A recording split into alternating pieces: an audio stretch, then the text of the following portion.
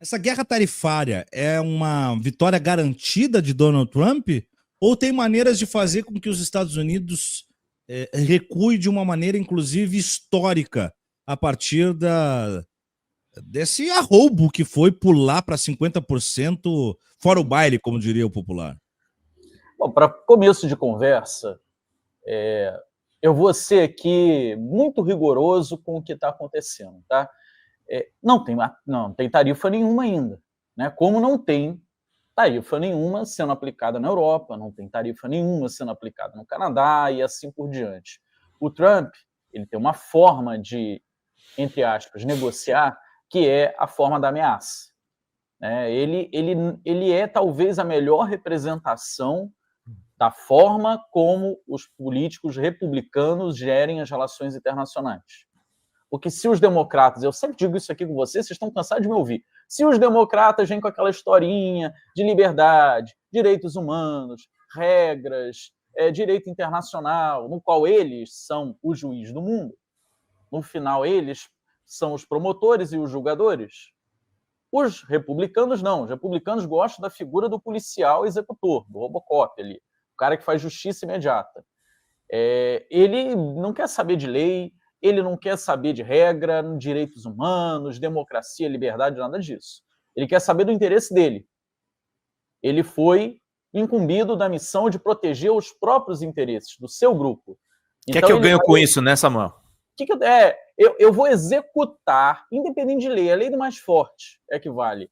Eu sou o mais forte, então eu vou impor a todos os demais a lei do terror, o império do medo.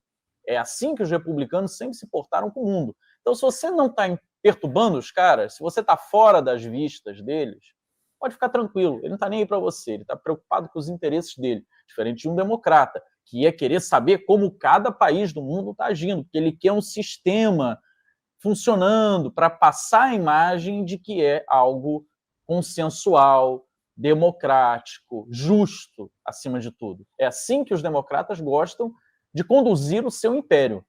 Não muda nada no fato de ser um imperialismo, mas muda a forma. Um quer convencer a todos os demais que essa é a melhor forma de organizar, ou talvez a única forma de organizar o mundo. São os democratas. O outro não quer nem saber de como que o mundo se organiza. Ele só quer saber o seguinte, o que eu ganho na distribuição desses despojos aqui. Tem que ser mais do que todo mundo. Essa é a forma que o republicano age, historicamente. E o Donald Trump talvez seja a melhor representação disso ao longo das últimas décadas. O Trump diz claramente que ele não está nem aí para a OMC, que ele não está nem aí para a OTAN, que ele não está nem aí para nenhum organismo multilateral que os Estados Unidos mesmo criou, que ele não está nem aí para nenhuma das regras internacionais que ao longo de décadas os Estados Unidos conseguiu convencer o mundo a aderir, sendo que são regras totalmente favoráveis aos Estados Unidos e muitas vezes desfavoráveis. O que é o consenso de Washington, senão um regramento expandido para o mundo inteiro, que significa o seguinte, os Estados Unidos, a Europa e os países centrais do capitalismo chegaram num certo patamar, agora eles chutam a escada e dizem, subam escalando, se conseguirem, e ainda joga óleo para o cara escorregar. Essas são as regras que os Estados Unidos conseguiu ao longo de décadas construir e convencer, porque a verdade é essa, tem muito liberal no Brasil que está convencido de que essas são regras justas, emanadas de Deus, descidas nas pedras por Moisés, para a forma de organizar o mundo. Então, essa é a forma do democrata. A forma do republicano não estou nem aí, eu vou passar o carro por cima mesmo. E por incrível que pareça, vocês vinham comentando aqui agora, já tem brasileiro dizendo que a nossa reação deve ser, é isso aí, cara forte, poderoso, pisa em mim. Ai, que delícia ser pisado. Porque tem, é o que o Eduardo Bolsonaro e o irmão dele, Flávio Bolsonaro, fizeram na mídia hegemônica esses dias, e vocês estavam citando aqui agora. Não tem o que fazer, se aplicou, né? É melhor eu ficar quieto antes que venha mais. Então, voltando um pouco no meu argumento, o Donald Trump é o cara que age dessa forma. Talvez a melhor representação dessa forma de pensar o mundo até hoje, porque e a melhor não quer dizer que seja boa, é a forma mais completa, né, mais crassa de fazer as coisas da maneira violenta. Então ele ameaça Não, às vezes, porque ele queira aplicar. É porque é a única forma que o cérebro dele funciona. Eu ameaço, ganho medo, e aí ele vem me procurar. E aí eu digo para ele, bom, tá bom, já que você veio me procurar e reconheceu que eu sou muito superior a você, eu vou te dar a bênção de não fazer isso da forma como eu ameacei. E é o que ele fez com a China. A China ignorou. Aí ele ameaçou mais. Lembre, foi uma escalada de percentuais. A China falou, tudo bem, aplique, eu vou aplicar de volta. Aí ele passou de 100%. Era inimaginável. No começo dos ataques do Trump, as pessoas brincavam dizendo que o Trump um dia ia chegar a 100% de taxas. Ele chegou em 2 meses a 100% de taxas. E passou, e foi para 150%. Uhum. E a China falou, e o duro é que ele não precisa nem taxar, né, Samuel? E aí esse é o ponto importante, né, Pedro? Ele ameaçou que iria taxar. Quando ele fala, parece que é ordem vinda do céu, é um raio descendo, tacado por Zeus, que atinge o alvo no imediato momento. Não. Ele diz, vou taxar daqui 2 meses. Eu estou dando tempo, corram até mim, peçam desculpas. Aí a China não correu. Aí ele aumentou, a China não correu.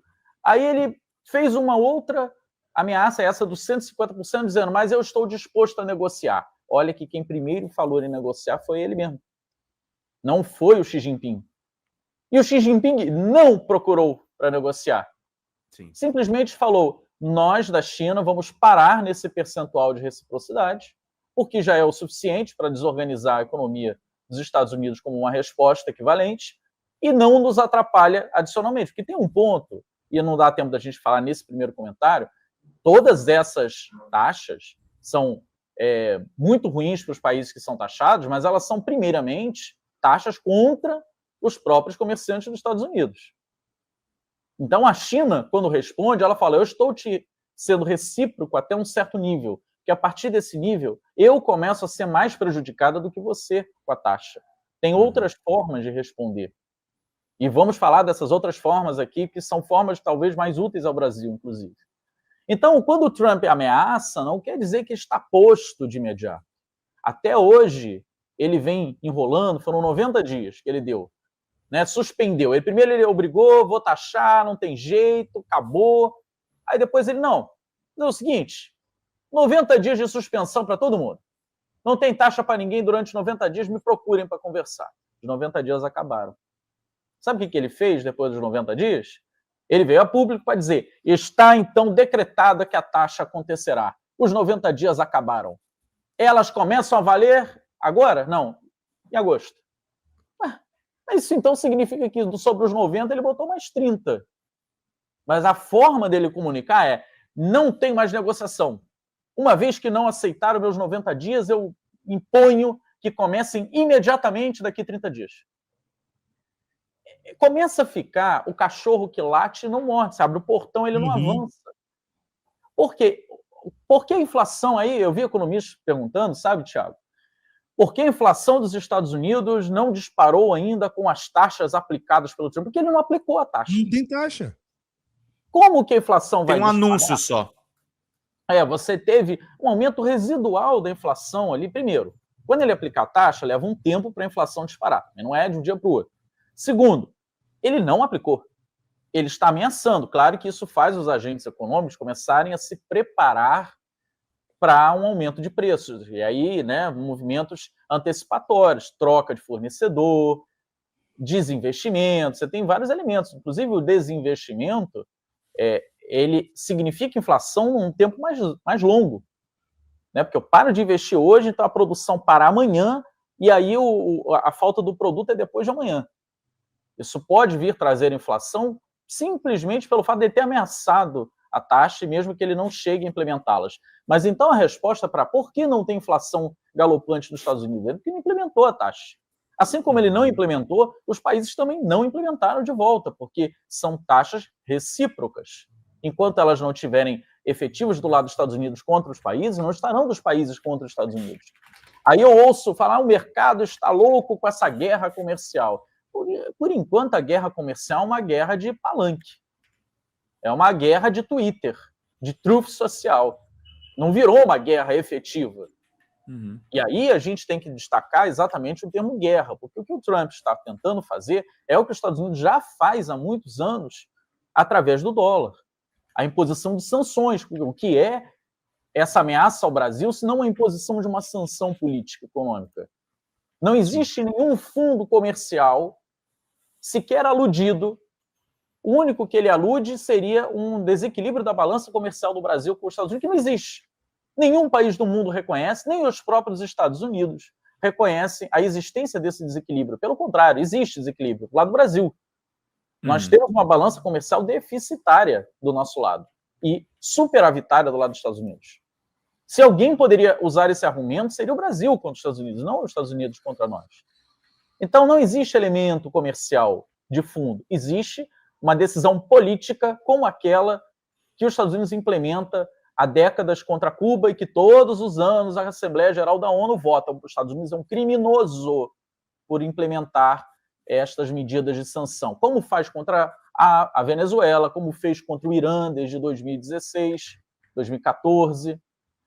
Essas medidas os Estados Unidos sempre utilizou, mas sempre com a desculpa da defesa da democracia, da liberdade, dos direitos humanos.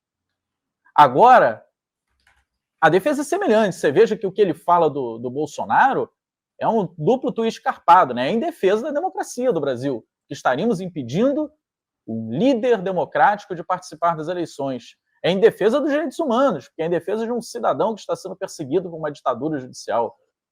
E é em defesa da liberdade, porque é defesa das empresas dos Estados Unidos subverterem as leis nacionais e defenderem todo tipo de crime, liberar, né, toda a defesa de crime na internet. Então, no final, é a defesa da liberdade, direitos humanos e democracia, do jeito que os Estados Unidos sempre enxergaram. A sua liberdade de impor aos outros as regras que eles querem. A democracia no modelo americano, que representa o governo dos ricos contra os pobres. E os direitos humanos, que é o direito de Estados Unidos é uma raça humana de primeira categoria e todos os demais são raça humana para servir, são escravos. É a democracia grega, né? Meia dúzia senta na água e conversa, o resto fica escravo e não vota e não fala. É isso, é muito triste citar a democracia grega, mas a democracia grega era isso. Era um exemplo no qual uma aristocracia pequena podia, de fato, se dizer democracia e todos os demais não podiam participar, porque não eram sequer humanos, eram escravos, não eram homens livres. Essa é a forma como os Estados Unidos também enxergam o mundo. Então, meus amigos, a resposta inicial que eu tenho a dar aqui é as sanções que os Estados Unidos aplicou ao Brasil nesses últimos dias e que também procura aplicar no México, no nível de sanção, no Canadá, seu parceiro do norte, também no nível de sanção, e na Europa, num nível mais comercial, porque ali, de fato, a balança comercial dos Estados Unidos é deficitária, elas ainda não estão em prática, porque representam nada mais, nada menos do que uma estratégia de atuação da intimidação, que é o modelo republicano por excelência de condução das relações internacionais dos Estados Unidos.